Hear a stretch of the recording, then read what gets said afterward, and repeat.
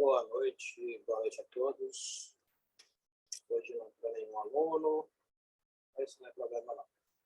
Eu vou gravar aqui a nossa aula e aí vocês assistam depois, tá? Não tem ninguém aqui, eu vou desligar minha câmera e vou só para o conteúdo, certo? Deixa eu só primeiro jogar para cá. Ativar a câmera, acredito que vocês estão vendo a tela de cá.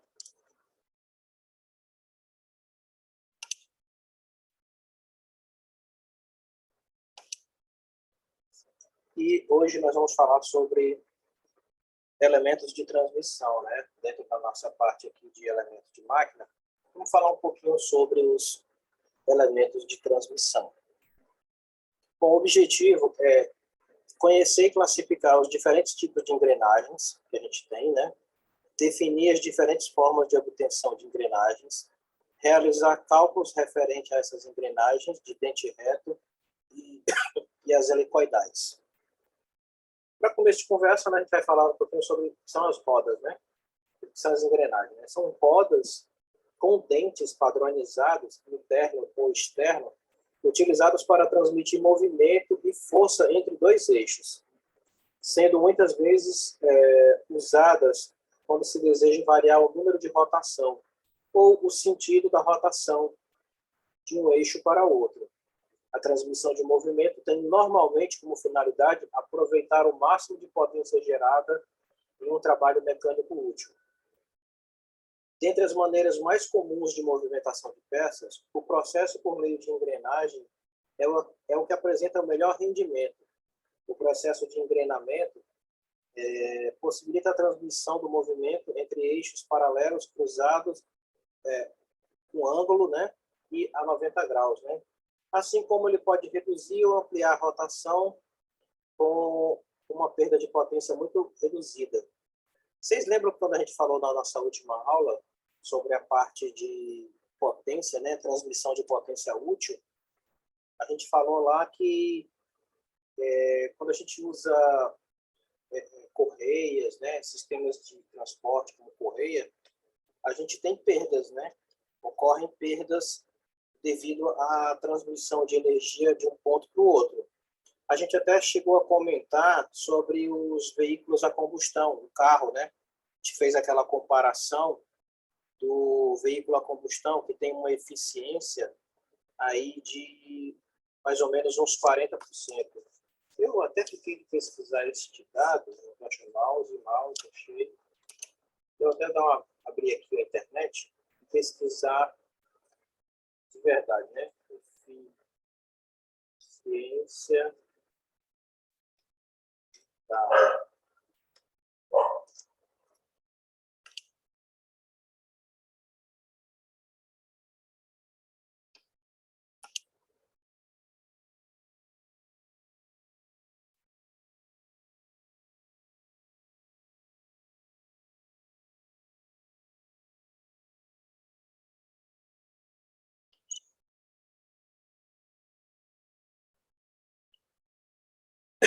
Não estou achando nenhuma informação. Tem algumas coisas aqui, mas está mais relacionado a combustível.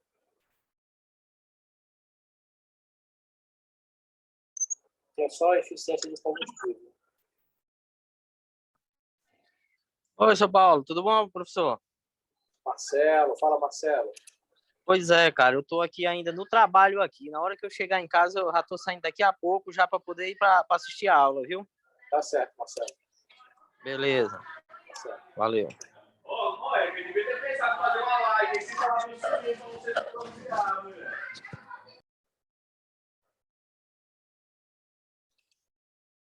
Muito bem. Então, voltando aqui, né? Estou procurando aqui se tem a eficiência.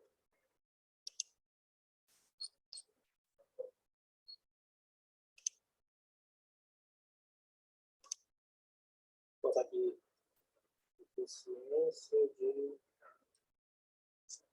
eficiência de motores a combustão. Ah, tá aqui. Vou puxar para cá que é para poder ler junto, né? Os melhores motores de combustão atualmente à venda têm uma eficiência energética de 40%. Né? A média varia entre 18% e 20%. Motores comuns, né? Aí a gente tira aquela questão, né? 40%. Então a gente fez até um cálculo, né, de custo, né? A gasolina ali a R$6, na época que a gente fez a gasolina estava a R$6. Um carro que tem uma eficiência ali que anda 14, acho que foi até o Marcelo que perguntou, um carro que faz 14 quilômetros com 1 litro, 14 quilômetros porque ele tem uma eficiência de 40%. Se ele tivesse uma eficiência de 100%, com aquele mesmo litro de combustível, ele andaria 35 quilômetros. Eu me lembro ainda dessa conta, né? Então, os sistemas de transmissão dentro do carro são responsáveis pelo roubo dessa eficiência. Existe atrito, existe desgaste, existe outras transformações da energia. Né? A gente sabe que a energia ela é oriunda da combustão, então a combustão ela gera calor. Então, uma parte da energia se transforma em calor e aquece o motor, e outra parte da energia se transforma em movimento. Só que é uma parte muito pequena. E, infelizmente, ela, né, se transforma em energia útil para a gente, apenas 40% é realmente utilizado. Bom, os materiais mais utilizados na fabricação de engrenagens são aço liga, ferro fundido, cromo-níquel, alumínio, bronze fosforoso e nylon. Mas também a gente, aqui porque foi coisa puxada do livro, né? Mas Teflon, Tecnil, vou buscar aqui, puxar para cá, engrenagem de Tecnil.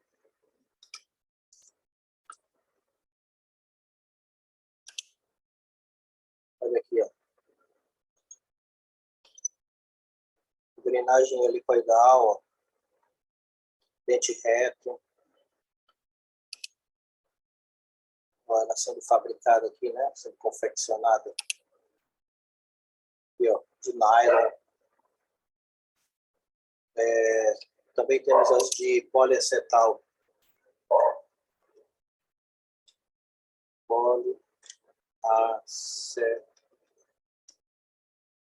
Poliacetal.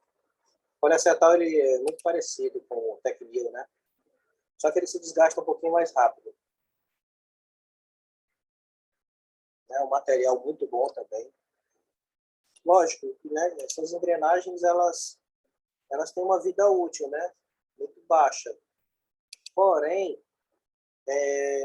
o fato da vida útil dela ser baixa tem uma certa vantagem no quesito preço. Elas são muito mais baratas que uma engrenagem de metal, né?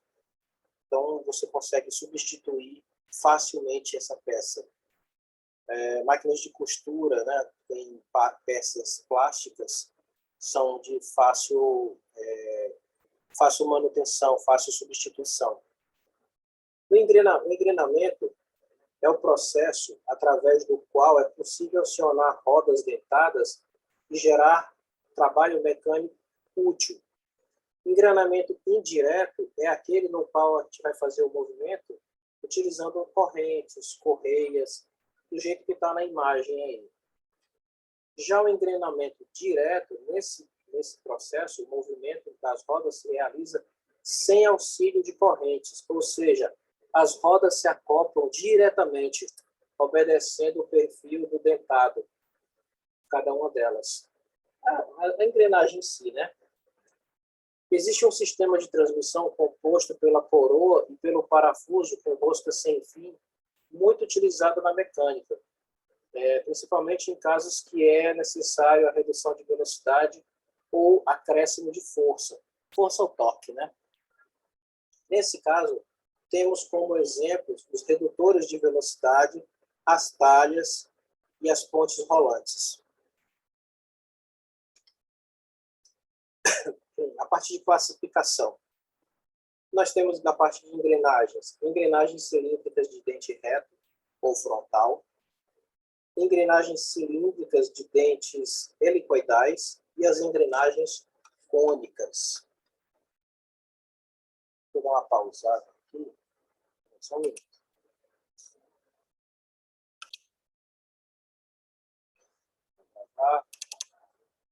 Vamos lá.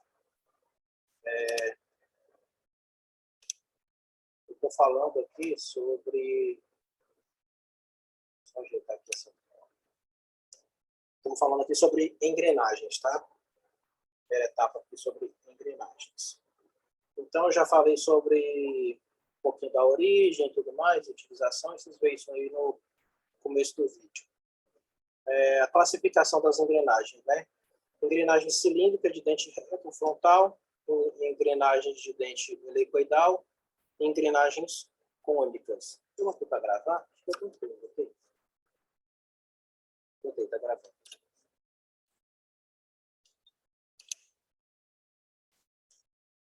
Vamos lá. As engrenagens cilíndricas de dente reto ou frontal são engrenagens que apresentam um dentado paralelo ao eixo geométrico da roda, sendo empregado para transmitir potências médias com rotação variada. A engrenagem cilíndrica de dente reto é considerado o tipo mais comum, até porque o cálculo dela também é bem facilitado, né? A gente vai ver daqui para frente que a gente tem um cálculo bem facilitado para esse tipo de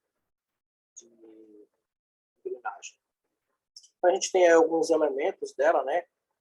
O dente, o cubo, o vão, o corpo. A gente tem ali, na parte da engrenagem propriamente dita, a gente tem ali, né, a altura da cabeça, o pé do dente, né, a raiz do dente. Essas informações a gente vai ter que calcular. Cremalheira, né? Já que a gente está falando de engrenagem, a gente tem que falar nas partes que compõem, né? Então, nós temos a cremalheira, que é uma barra provida de dentes, no mesmo tipo de... no mesmo módulo, né? Ele tem que se encaixar com a engrenagem. Ela é destinada a engrenar uma roda para transmitir movimento retilíneo. Então, a gente consegue fazer com que um movimento circular, que é o movimento do motor elétrico, seja transmitido para um movimento retilíneo, né? Muito utilizado em trilhos, portão elétrico, portão automático, portas corrediças, sistemas que fazem correr movimento, né? E a gente também pode utilizar esse sistema para converter, né, movimentos movimentos retilíneos em movimentos circulares, né?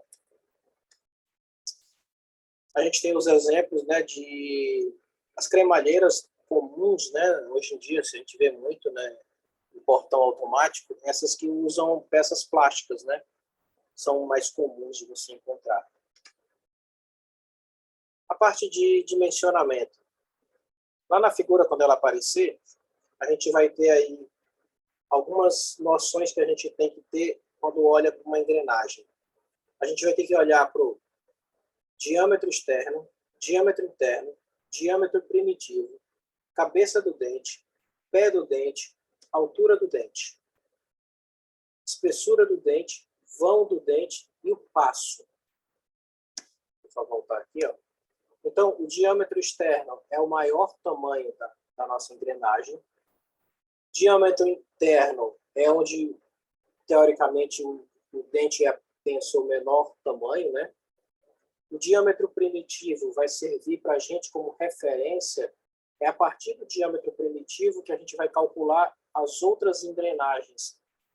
É no diâmetro primitivo que a gente calcula Por exemplo, eu tenho uma engrenagem que tem um diâmetro de 50 e eu tenho outra engrenagem que tem um diâmetro de 30.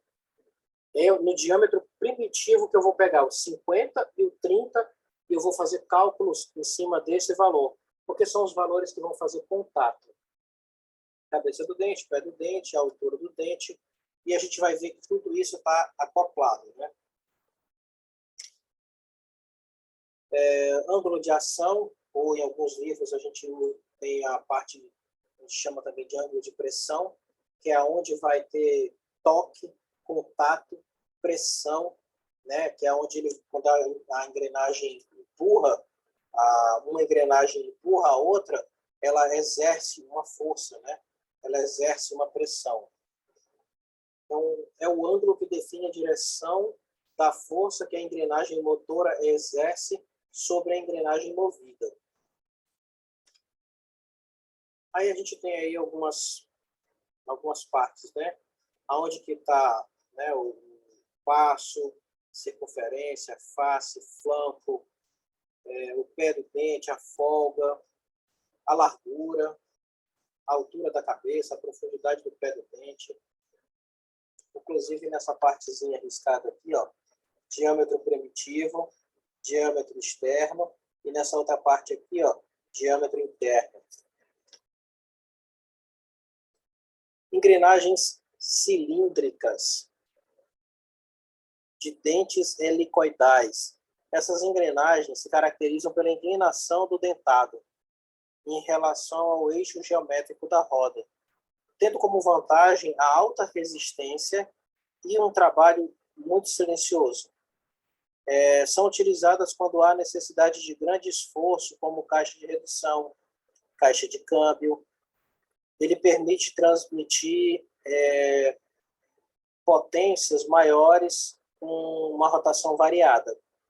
O contato faz com que o formato dela ele consegue distribuir a energia, né?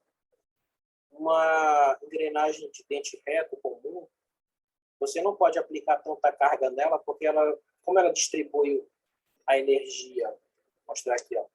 Como ela vai distribuir energia por essa face todinha, há um grande risco de quebrar o dente, né? Já nesse modelo aqui, ó, é quase impossível você conseguir.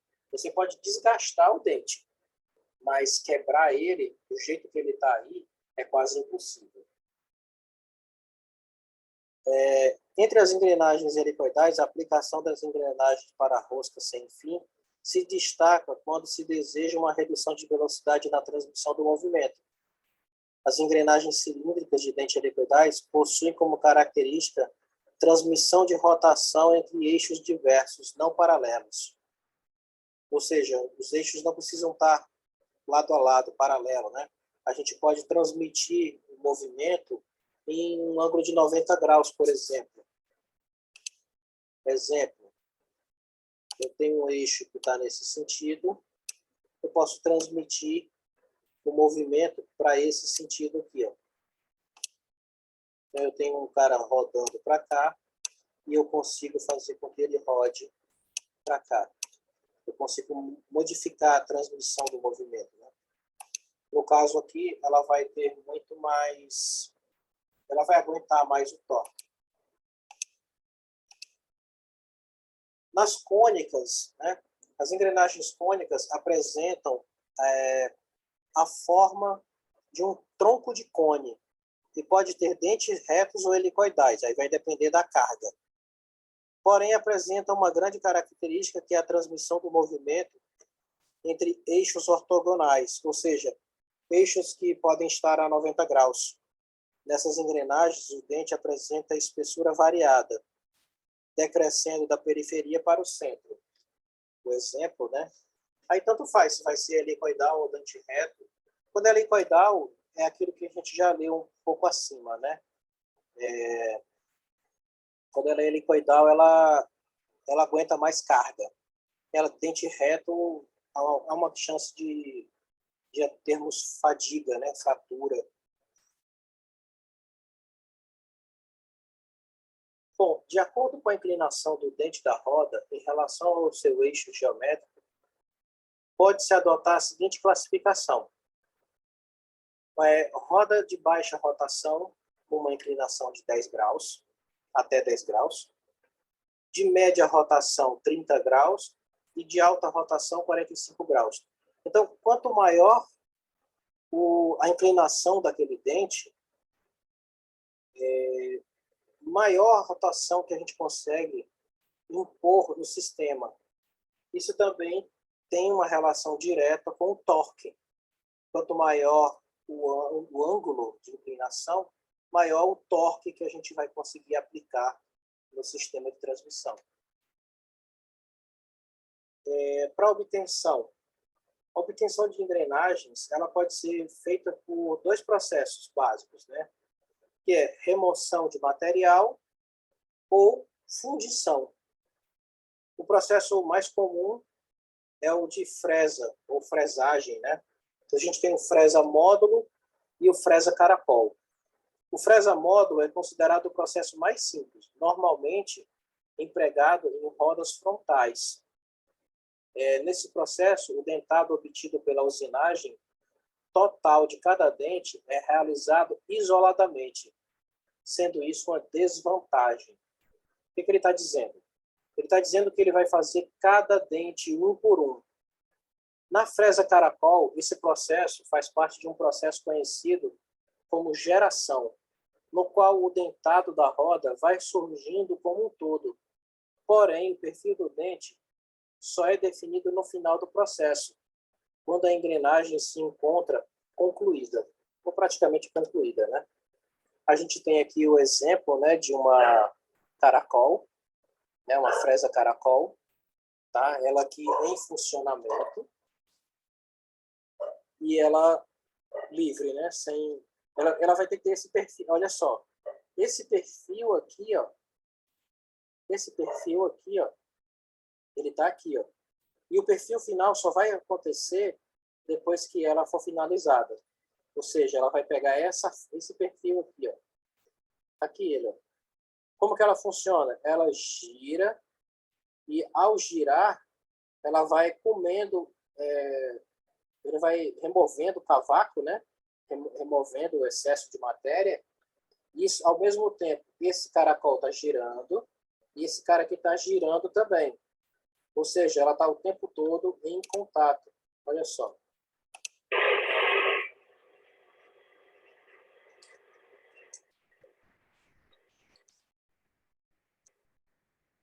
Ali a nossa fresa caracol e aqui a engrenagem que está sendo criada.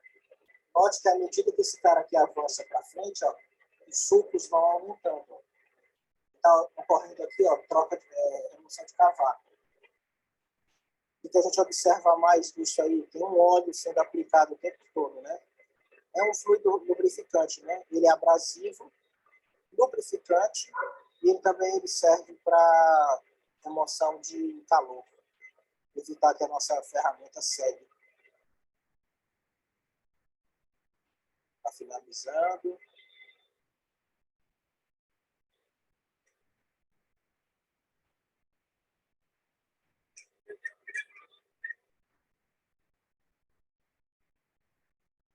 A gente percebe que ele vai avançando ela para frente, né?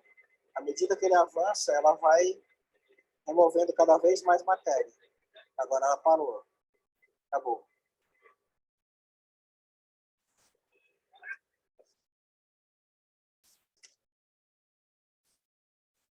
Agora, se a gente fizer ela por um outro processo, sem remoção de material, a produção de rodas dentadas sem remoção de material, ela pode ser feita por fundição, extrusão, estampagem, forjamento. Fundição, como o nome está dizendo, a gente vai derreter o material, né? A gente vai derreter o aço. Pode ser feito por aço, por bronze. Extrusão também é um processo de derretimento, só que ele vai ser jogado numa espécie de molde, né? Você vai extrudar passando aquele material por um molde. Estampagem funciona como uma estampa mesmo, né? Vem uma máquina com uma espécie de carimbo e estampa o formato geralmente utilizado em chapas finas, né? Chapas muito grossas, equipamento para estampar chapas muito grossas é complicado. É difícil de conseguir um equipamento. Forjamento é o processo que é utilizado para engrenagens cônicas, onde o número de dentes é variado, porém com maior quantidade de material. Aí é uma forja, né? Sistema de forjamento. Cálculo de engrenagem de dente reto.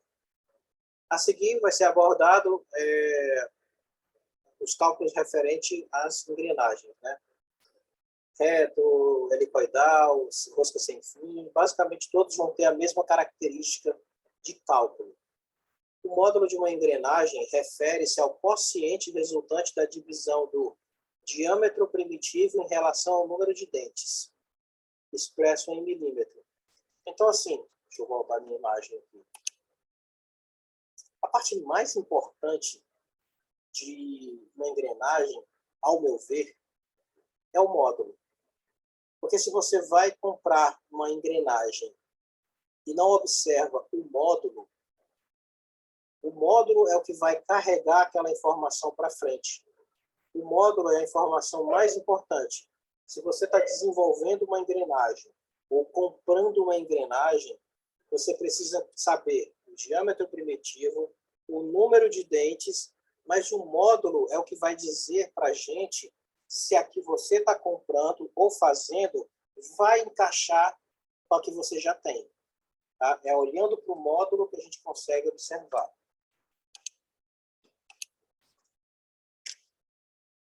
Então, algumas informações que a gente tem, né? Nós temos ali o diâmetro interno, diâmetro primitivo, diâmetro externo e o comprimento da engrenagem.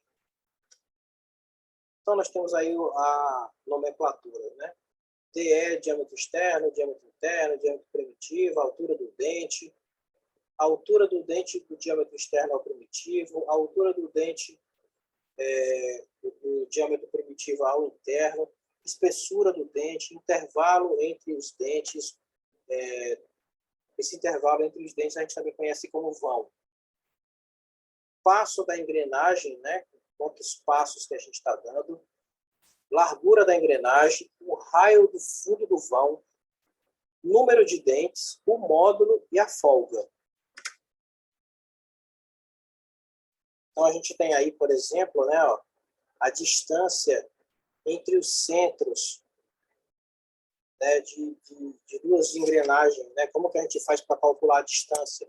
Olha que coisa interessante. Olha quem que ele está marcando aqui para a gente. Olha aqui, ó. Olha só. Essa parte aqui, ó. Tá vendo? Ela está encostando nessa. Ó. Uma entrou na outra. Não serve para mim. Olha essa parte aqui, ó. Essa parte aqui, ó, tá longe dessa, ó. Bem longe. Olha quem é que realmente vai entrar em contato, ó. Diâmetro primitivo. Então, a título de cálculo, para nós, o que vai valer é o diâmetro primitivo. É baseado nele que a gente vai poder calcular as outras coisas. Tá? Diâmetro primitivo, tá aqui, ó.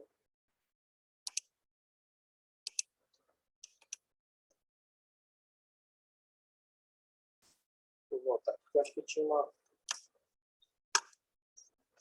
o mouse.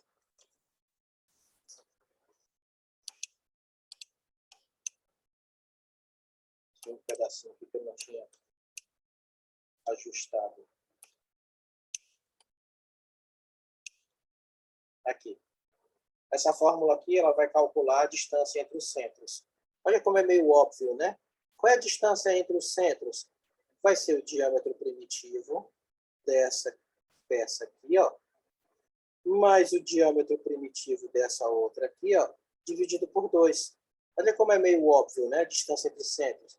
O diâmetro primitivo que é daqui para cá e o outro diâmetro primitivo que é daqui para cá. Como é diâmetro, o que eu vou fazer? Eu vou somar esse cara com esse outro cara aqui e dividir por 2. Vai me dar essa distância aqui exatinha. Então, assim, as equações, elas não são bicho de 7 cabeças. É só mais uma questão de prestar atenção mesmo. Olha, a equação 5.2, como é que a gente calcula o diâmetro primitivo? Número de dente vezes o módulo. diâmetro externo, diâmetro primitivo, mais 2 vezes o módulo, que também pode ser dado pelo módulo número de dentes mais 2. Diâmetro interno é o diâmetro primitivo menos 2 vezes o módulo e aquele valor 1,167. O passo é π vezes o módulo. Lembra do π? Π é 180, né? O módulo é o passo sobre π, ou o diâmetro primitivo sobre o número de dente, ou o diâmetro externo sobre n mais 2. Então, são várias formas de você conseguir. A altura do dente, 2,167 vezes o módulo, e assim por diante. A espessura, lá embaixo, ó, é o passo dividido por 2.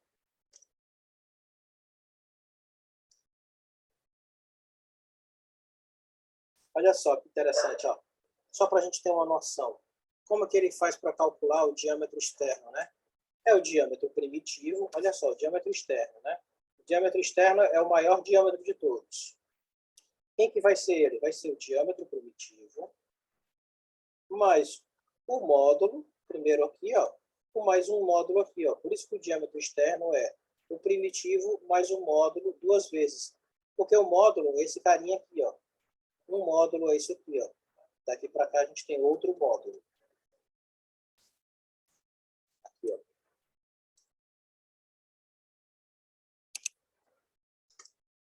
A altura, olha como é fácil.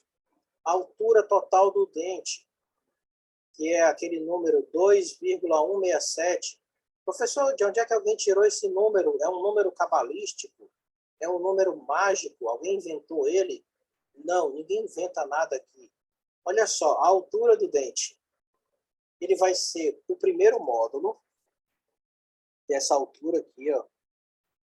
Segundo módulo, que é a altura do pé do dente, mais essa alturinha aqui, ó, que é a altura da raiz do dente. Esse pedacinho aqui é a raiz. Então, a gente tem aqui, ó, diâmetro externo, diâmetro primitivo, diâmetro interno, e essa distânciazinha aqui, ó, a gente chama de raiz. Ela é 1/6 do módulo. Olha só a matemática aqui, ó. 1 mais 1 mais 1/6 vai dar 13 sextos.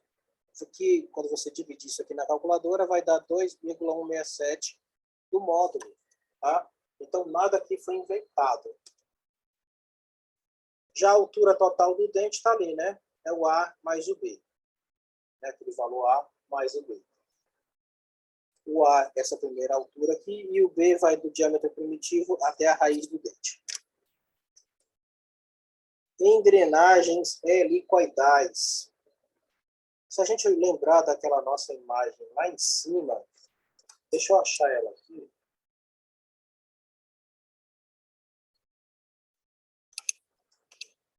Vou copiar essa imagem aqui. Vou voltar para cá. Vou colocar ela aqui. Vou colocar ela aqui lado a lado.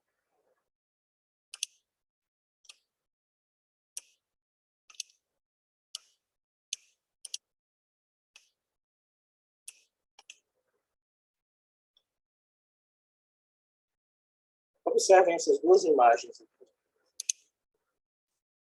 Nós temos aqui a nossa engrenagem normal e a engrenagem helicoidal. Qual é o diferencial dessa para essa? O único que a gente consegue enxergar aqui, ó, esse ângulo alfa. Então, a engrenagem helicoidal, ela tem esse rasgo, né? O dente, ele é inclinado. E aí a gente tem aquela relação de rotação, né? Que a gente já falou lá em cima, né? Baixa rotação até 10 graus. Se a gente tiver uma média rotação 30 graus, e até 45 graus a gente vai ter um sistema de alta rotação. Isso também é utilizado para a gente usar aqui sistemas de redução, né? Quando a gente quer fazer reduções, a gente usa esse tipo de engrenagem.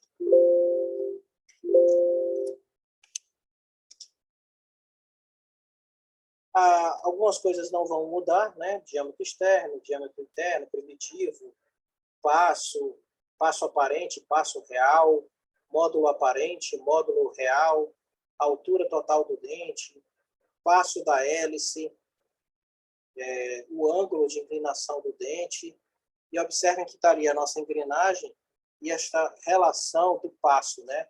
À medida que ele vai se deslocando, né? A gente tem essa formação aí do passo. Isso é só matemática, tá? Os cálculos, né? De dentes para engrenagens helicoidais, está aí. Diâmetro primitivo, módulo vezes o A. Esse módulo vai ser o diâmetro primitivo, é o módulo aparente, né? Na verdade, essa equação aqui, né? Essas duas aqui é uma inverso da outra. Essa relação aqui, ó, de módulo cosseno do ângulo, né? Aqui é matemática, né? Essa matemática sai daqui, ó. Se a gente fosse desmontar essa matemática aqui, a gente chegaria nesse caso aqui. Aqui, basicamente, é pegar só as equações, anotar elas e ficar com elas guardadinhas. Vocês podem usar aquele programa MATLAB, né? O MATCAD, para poder só preencher esses valores. E aí vocês podem fazer os cálculos rapidamente. Se não me falha a memória, eu deixei a apostila lá no Classroom, mas eu posso dar uma olhada já já.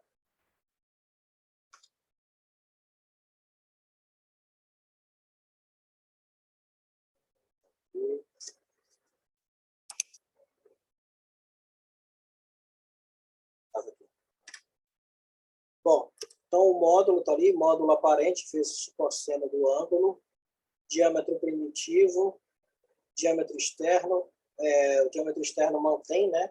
É o diâmetro primitivo, 2 vezes o módulo. Diâmetro interno, está aqui o cálculo, a altura do dente. Engrenagens cônicas. Em uma engrenagem cônica, o diâmetro externo pode ser medido, o diâmetro externo ele pode ser medido, o número de dentes pode ser contado e o ângulo pode ser calculado, como a gente pode ver aí, ó, tá? Então a gente tem ali, ó, aonde que a gente está medindo cada um desses pontos. Aqui tem um porém, né? À medida que esse cara aqui vai formando o cone, essa abertura aqui, ela vai fechando. No mesmo sentido que a gente tem aqui o ângulo, tá?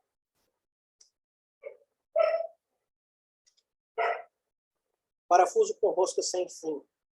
Depende muito do número de entradas que a gente vai colocar, né? No caso ali, ó, tem 4 entradas. É o tipo de parafuso que pode apresentar uma ou mais entradas, sendo que esse número tem influência no sistema de transmissão. Se um parafuso com rosca sem fim tem apenas uma entrada, está acoplado a uma coroa de 60 dentes, em cada volta dada no parafuso, a coroa vai girar apenas um dente. Nesse caso, então, a coroa tem 60 dentes. Será necessário realizar 60 voltas no parafuso para que a coroa dê uma volta completa. Dessa forma, o RPM da coroa é 60 vezes menor que o do parafuso. Espero que tenha dado para entender, né?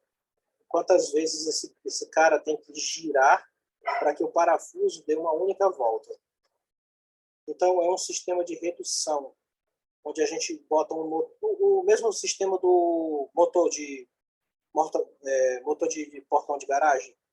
Se vocês abrirem um motorzinho daquele de portão de garagem, vocês podem observar que ele vai girar lá desembestado, mas o portão vai abrir com uma velocidadezinha controlada, né? Então, você está transmitindo movimento, né? Você está transformando ali 1000 RPM em 60 RPM. Então, você está aumentando, você diminui a velocidade, mas aumenta o torque, né? Então, porque ele consegue puxar um portão de 400 quilos sem problema. Um exemplo, né? Se, por exemplo, o parafuso com rosca sem fim está girando a 1.800 RPM, a coroa girará a 1.800 RPM, dividido por 60, que resultará em 30 RPM. Ou seja, a rosca vai estar a 1.800 e a coroa vai estar a 30. Suponha agora que o parafuso com rosca sem fim tenha 2 entradas e a coroa tenha 60 dentes. Assim, a cada volta dada no parafuso com rosca sem fim, a rosca girará 2 dentes. Portanto, será necessária 30 voltas no parafuso para que ela gire uma única volta. Assim,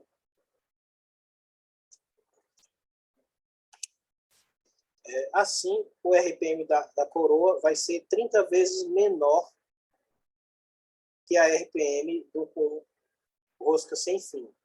Se, por exemplo, o parafuso com rosca sem fim está girando a 1.800 RPM, a coroa girará a 1.800 dividido por 30, né, que vai dar 60. Repararam que quem está sendo dividido agora aí é a questão dos dentes, né?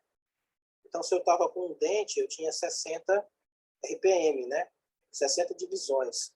E agora eu só tenho 30 porque eu tenho 2 dentes. Então, à medida que a gente vai aumentando o número de dentes, esse número aqui, ó, ele tende a diminuir, que vai resultar num aumento também de RPM, né? A gente tinha 30 RPM e aqui agora a gente já tem 60 RPM só porque eu aumentei o número de dentes. O RPM da coroa pode ser expresso da seguinte equação, né? RPM da coroa, RPM do parafuso, número de entradas daquele parafuso e o número de dentes lá da coroa. Temos um exemplozinho. Um sistema de transmissão composto por uma coroa e um parafuso com rosca sem fim. O parafuso tem 3 entradas, desenvolve 800 RPM. Qual será o RPM da coroa, sabendo que ele tem 40 dentes? Substitui lá na equação e aí a gente vê que dá 60 RPM. Portanto, a coroa deverá girar a 60 RPM. Resumão. Nessa aula aprendemos a classificar os diferentes tipos de engrenagem, suas aplicações, forma de obtenção, assim como os cálculos com a finalidade de obter valores referentes às suas dimensões. Deixa eu voltar para cá. Fechar aqui. Fechar aqui. E vamos para fazer elementos de máquina. Até que ele está me dando ali 7 minutos. Deixa eu ver se eu coloquei esse material para vocês. Não coloquei. Não coloquei o material aqui. Tem. Tá, eu tenho 2 apostilas para acrescentar aqui.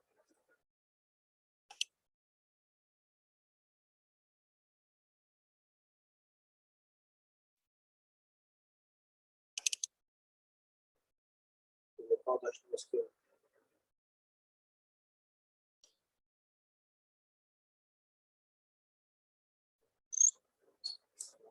Essa.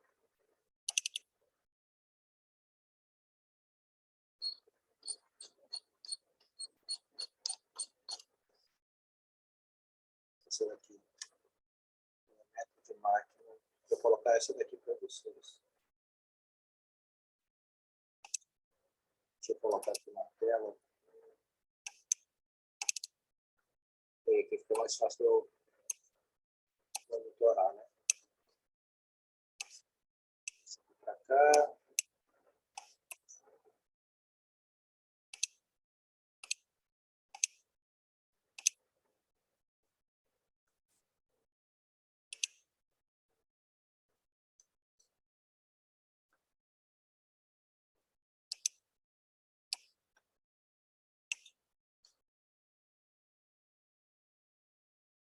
Estou deixando essa daqui para vocês. Essa última aqui, ó. Pronto, já está disponível. Eu vou abrir ela aqui.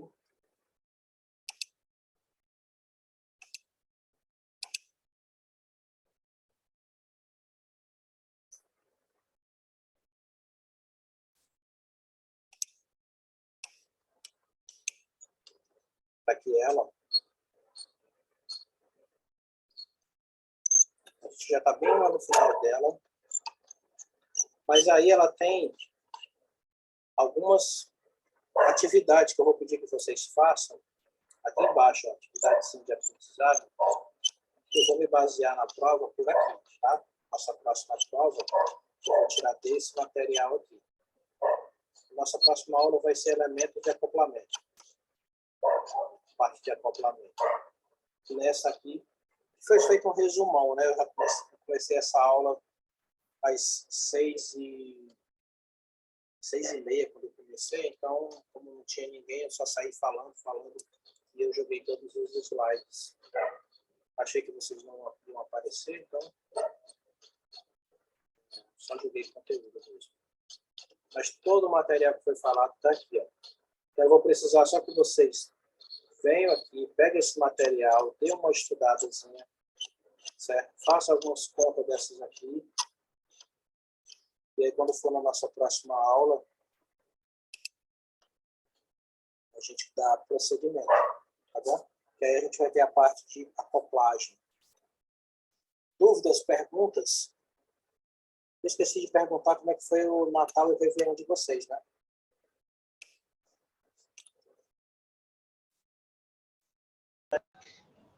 Professor, vai gravar ainda isso aí? Dá uma parada na gravagem também.